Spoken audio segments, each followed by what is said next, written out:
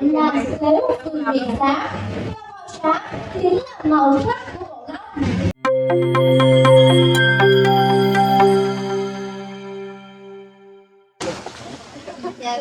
Humongous elephants.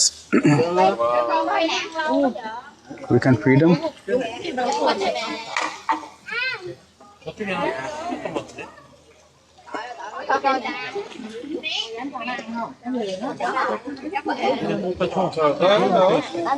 Go that side. 코끼리 아저씨는 코가 길어요. 사과를 주면 What's she saying? Korean. Korean saying You don't know Korean? I know. Korean, Vietnamese same, right? How can same? So India and Vietnam same, right? Different house. So how can you say But Korean? Korean, Vietnamese, the same. How? Look same. Look same what? Speak same language. Whom say similar? Indian different. That's deer.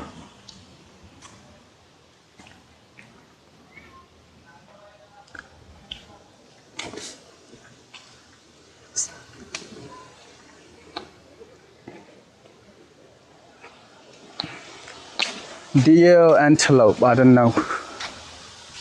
It's a deer. Yeah, deer.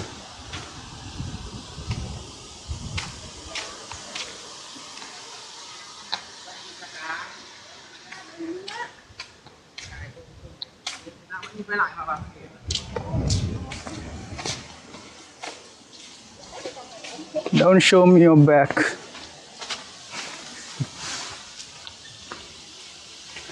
Elephant there. That side.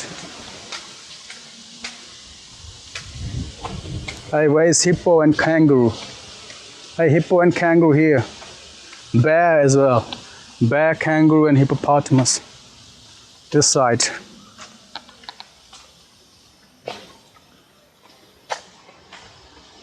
Come here, this side.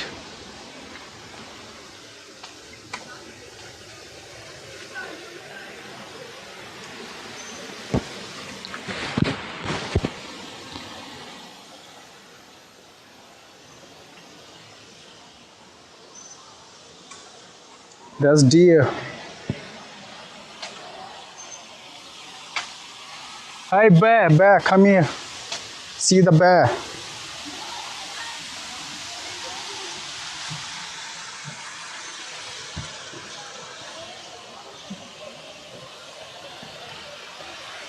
Ah, come here. It started raining. That side, I think kangaroo. Oh my God! You need to get under it. Oh my God! What the hell?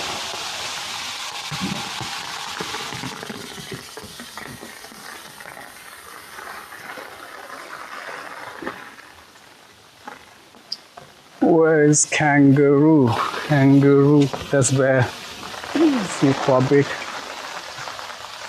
What's that? Zebra? No. Horses? These are deers? Quite big.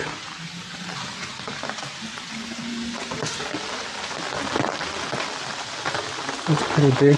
Okay, so good. You're all so fast. Come here, come here. Newly threatened bongo. Don't know what is it. We are here for the animal shows. Many animals and birds, other species gonna show.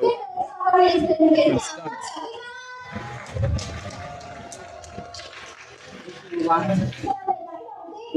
Em xin để ý ghi của chương trình đó bí pháp cho đến biểu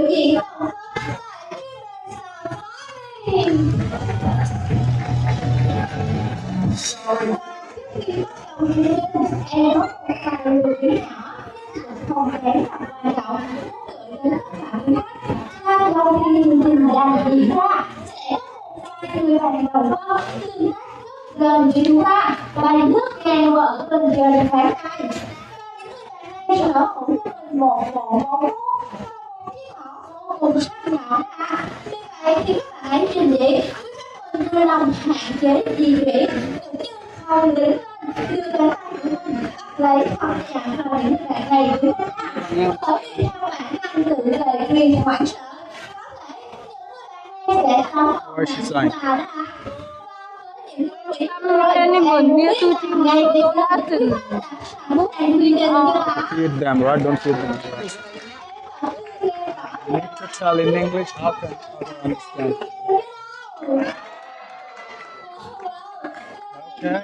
Okay, let's start.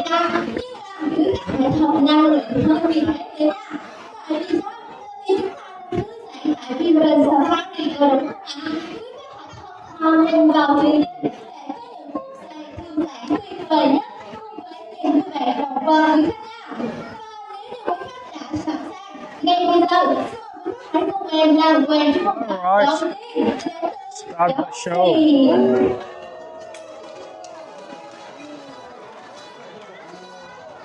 The chim màu vô cùng tươi đẹp có tên gọi là sếu thương miệng sáng. Ngay sau đây, hai bạn sẽ đến hết để quý khách có thể chiêm ngưỡng được vẻ đẹp của các bạn ấy.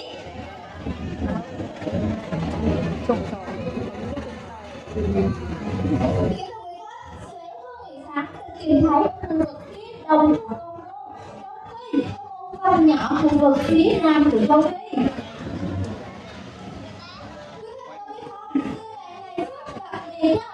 Bởi vì đã được chọn lọc thuốc liệu của Đông Phi, vì vậy chúng ta có thể dễ dàng nhìn thấy hình ảnh các bạn ấy về chiếc quốc kỳ của Ukraine. Sếu phương sáng sở hữu cho mình một chiếc lông màu vàng nhạt ở phía trên đỉnh đầu. Khi tiếp xúc ánh nắng sẽ phát ra những vệt sáng, giống như người bạn ấy đang đội lên cho mình một chiếc vương miện hấp thú. Vậy nên có tên gọi là sếu vương miện sáng. Và màu sáng chính là màu sắc của bộ lông.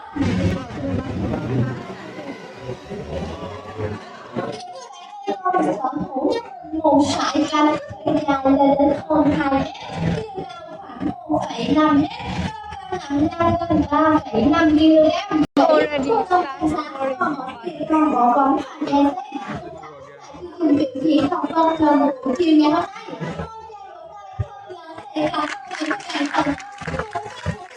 Làm mang đến chúng ta những thông điệp ý nghĩa muốn để bảo vệ môi trường và vâng khán giả.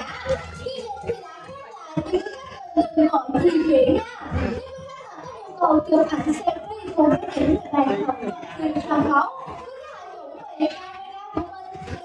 Mời về sân khấu.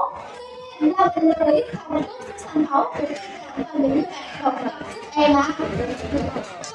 Hơn nữa, em lưu ý khi gửi lời cảm ơn đến tất cả quý khách. Ý nghĩa.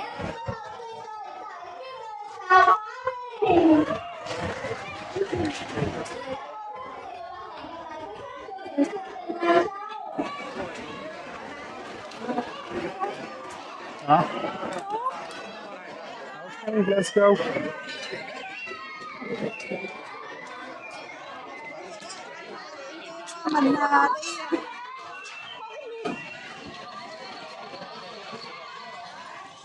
Alright, so now we're gonna go back. We'll exit this Vinpearl Safari Park. That was the last show, animal show. It was really amazing. So many birds, they showed some stunts. So now we're gonna exit from here and go to a different spot.